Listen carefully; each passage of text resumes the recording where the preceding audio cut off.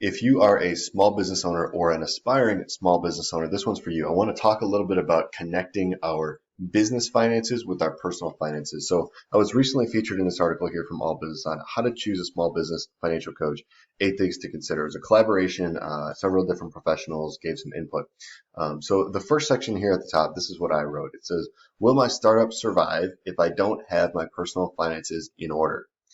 It happens all too often. Startups are crippled prematurely and needlessly because the entrepreneur's personal finances were not in order before taking the plunge. This is a huge thing that gets missed, but a huge aspect of giving you the best odds of success are having your personal finances in order. And that's important to start before you take that plunge into starting the business, but it's also important to really keep a good pulse on it and continue to watch how you need to adjust your plan as you get into running that business and hopefully eventually taking that business to your full-time job.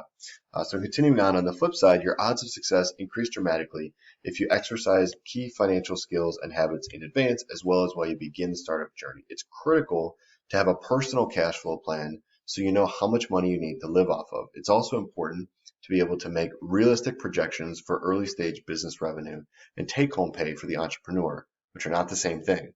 Paying down personal debts and saving enough to cover things like an emergency fund and living expenses while the business gets going are also essential steps.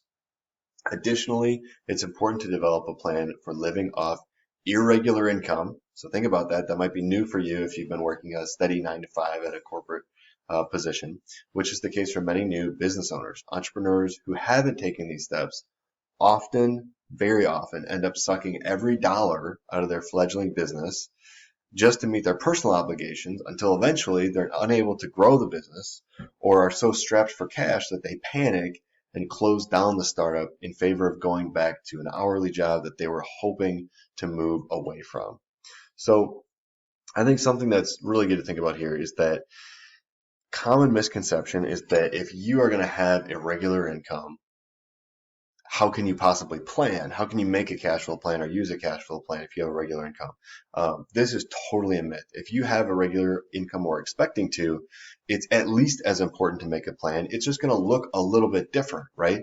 You make a plan that is flexible in very specific areas to be able to account for the fact that your income might not be the same every month. But that's okay. You can still make a plan. You can still get an idea.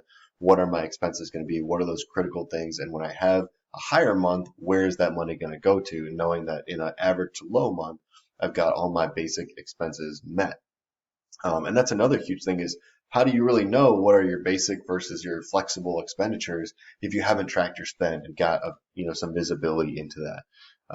So that's a really important thing. That's a huge myth that I see a lot of the time. So another area that I wanted to talk about, call your attention to, written by another one of the professionals here. So it says at the top of this section, this is an important question to consider because it helps clarify your needs and expectations. So when we think about financial professionals and financial goals, there is so much confusion around there around what professional do we really need to accomplish what goal. So a really good example is you might think, I need to save for the future.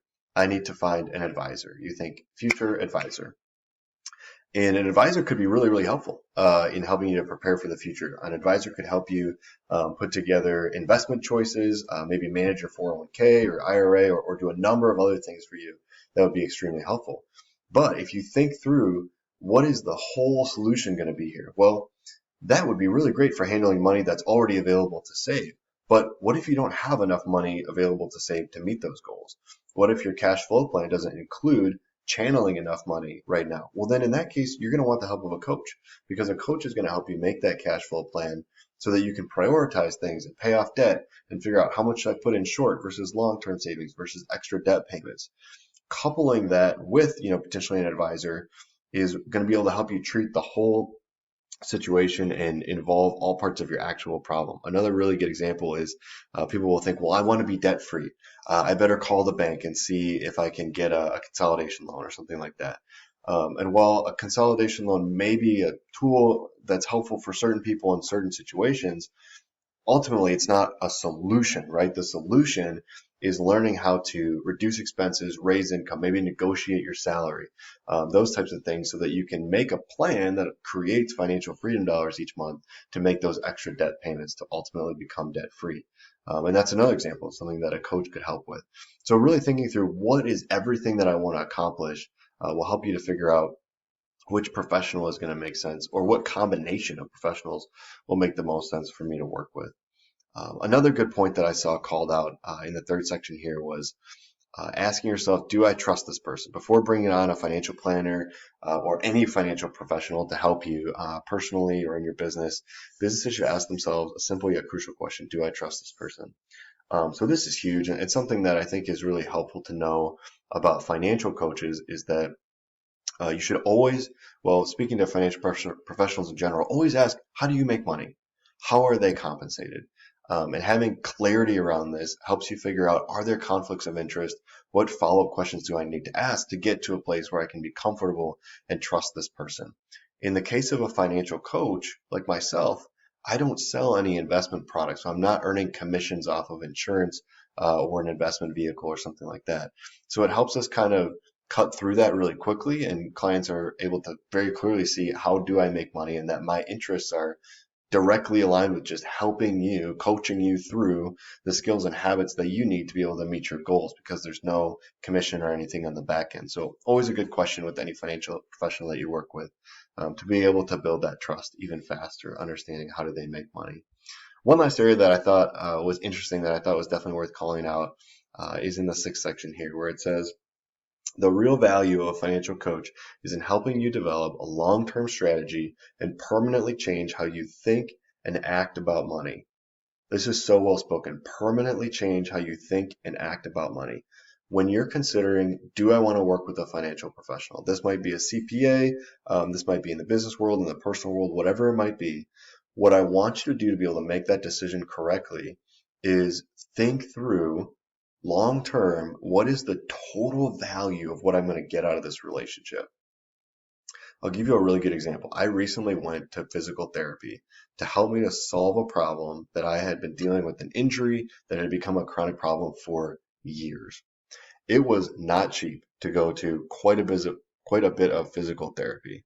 But at the end of the day, what I got out of it wasn't 12 PT sessions or however many I went to. It might have been more. What I got out of it was the skills and habits and healing that now are allowing me to play more sports, to be more active, to do more activities with my family, and have better overall health because of all of those things combined. And that's not just right now, but that's going to be true from now until I die, which is an amazing value. And it's so worth it to me. Even though it was a high cost, it was still really worth it. And I would have paid double if I had to, because it solved a very big and a very long-term problem. So think about, what problem are you trying to solve, and what implications is having that problem solved going to have over the long term of your life. This is super helpful when you're trying to decide, is it worth it for me to invest the time and the money engaging with a financial professional, and not just think about, kind of a short-term view, but the holistic view, to be able to make a good decision every time. If you're a small business owner, hopefully these tips helped you out a little bit and some things to think about. If you have more questions, feel free to reach out to me, and good luck with your business adventure, because the joy of entrepreneurship is totally worth it, but it does require some wisdom. But if we can put that together with some just American ingenuity and hard work, you can absolutely be a success in running your small business.